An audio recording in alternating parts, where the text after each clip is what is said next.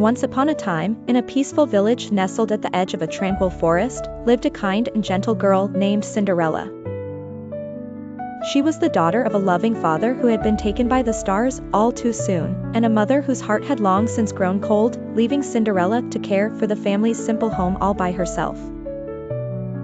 Cinderella's days were filled with taking care of the chores, feeding the animals, and finding beauty in the simplest things, like the sunlight filtering through the leaves or the soft cooing of the doves that visited her garden. Though her life was simple, her heart was always light and her spirit was as bright as the morning sun.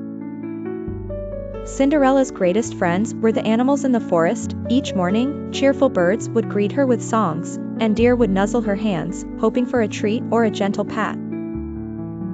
At night, rabbits came to listen as she talked about her dreams and wishes. Despite her hardships, Cinderella never let sorrow shadow her dreams. She had a wish in her heart to someday join the grand festivities at the nearby castle. But more than that, she dreamed of kindness filling every corner of her life. One morning, while gathering wildflowers near the Whispering Brook, a graceful fairy appeared. With wings as radiant as the dawn, the fairy spoke softly, "Cinderella, your heart is as pure and as gentle as these cool waters. Know that your kindness has not gone unnoticed."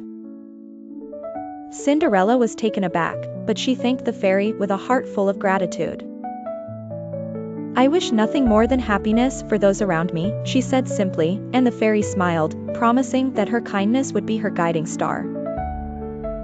As the days passed, news spread in the village that there would be a grand ball at the castle, where everyone was welcome.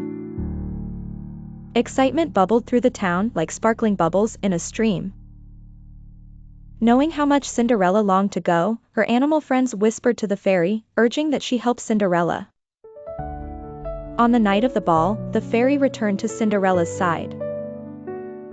With a gentle touch of magic, she turned Cinderella's simple dress into a gown as blue as the twilight sky, adorned with stars that twinkled with the magic of the forest.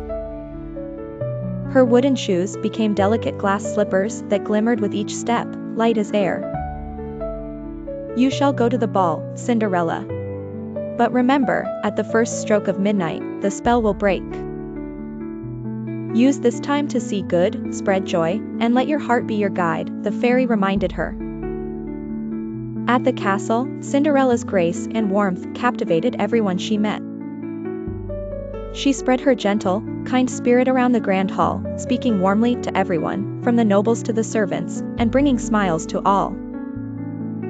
As the hour of midnight neared, she danced one last time, bid farewell with a light heart, and returned home just as the magic faded into the night. When the prince, enchanted by her gentle heart, set out to find her, he followed not just the slipper she had left behind but the memory of her kindness. Ultimately, it was her kindness and joy that led him to her door. In the end, Cinderella's journey wasn't about the magical gown or slippers, but the power of her own kindness and the joy she shared with the world around her. Together with the prince, she continued to spread warmth and love, ensuring her fairy tale ending was one filled with kindness and joy forevermore. And she lived happily ever after, as all gentle hearts truly deserve.